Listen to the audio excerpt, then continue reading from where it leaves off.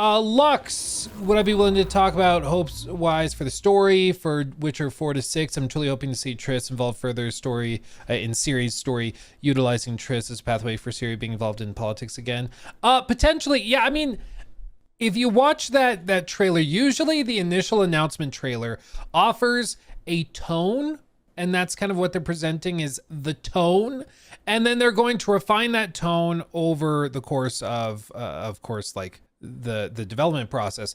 But the trailer is not just for you and me. The trailer is also for applicants. It's for the talent. It's for the people in the studio to point to and be, that's what we want to do. That's what we want the whole game to feel like, right?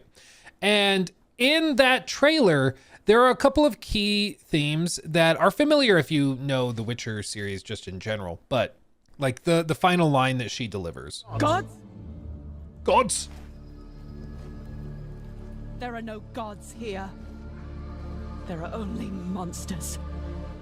No gods here, only monsters, as she looks at the people. The people are the real monsters. You and me, friends, we're the problem. And I think that that's going to generally be the theme, is that yes, she's a witcher and she literally hunts monsters, but I think it's going to be a story tackling human corruption, betrayal, and the idea that humans are just as vicious of monsters as these corrupted beings are as well.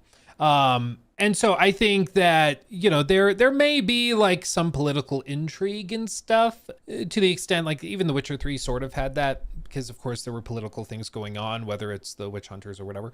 But yeah, I think it's too early to say exactly what they will be doing. But as for my hopes are that they still keep it dark, gritty, grounded. I don't want it to turn into just like a revenge story or something where it's like Ciri's upset because one of her friends was killed, and then it's like, oh, for the next 3 games you're going to be going and killing all the targets or whatever. I hope it's something more nuanced and interesting than that. Being Ciri, you know, obviously she's got a major role to play within this universe, so I don't think they're going to do something really basic like that.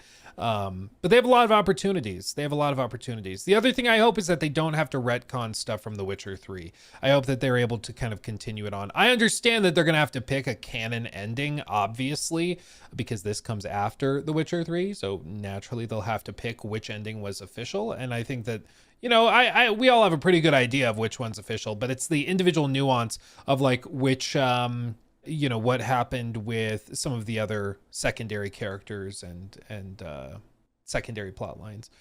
We'll see. She's OP ASF. Well, that's the point that's interesting about this, is that in The Witcher 3, they kind of lean into her being super broken and super OP because she was somebody who played in a couple of small sections and it wasn't that crucial for it to be super balanced. She was supposed to feel OP, right? It's kind of by design. But when you're trying to make not just one game, but a trilogy based on that character, you have to have somewhere for them to go, right? And there's some games that play around with this, like God of War, for example, where they're just like, oh yeah, we're taking all your stuff away. Start over, you know? You can do something like that. I don't know how you do it in the case of The Witcher. Like, how do you do that with Ciri, taking away all of her powers? Maybe there's something where she's like, she hates the abilities and powers that she has, and she doesn't want them, and so she's done some sort of magic ritual to lose them or something. I don't know. There's something they're gonna do though, because obviously if she plays anything like she is written in the books, or certainly in even some of those gameplay snippets from The Witcher 3, it's going to be totally busted. Yeah, curse, something like that. There was one idea, I think Neon Knight brought it up. I'd have to double check his videos, so don't quote me on that. But he brought up an idea that it could be even just a willing desire not to use those powers for one reason or another.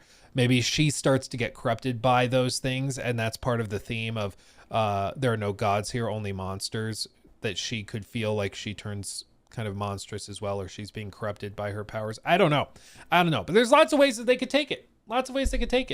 And I will say, I'm a lot more confident in their writing than I am with some of these other big studios that are working on other fantasy games right now. So if anybody can pull it off, it's them. So I'm pretty confident, and I'm not too worried about it. Anybody who's like, oh, I'm really nervous. You shouldn't be. Play Phantom Liberty and tell me you're nervous. Like, come on. Come on, that was phenomenal. That was phenomenal. It was great.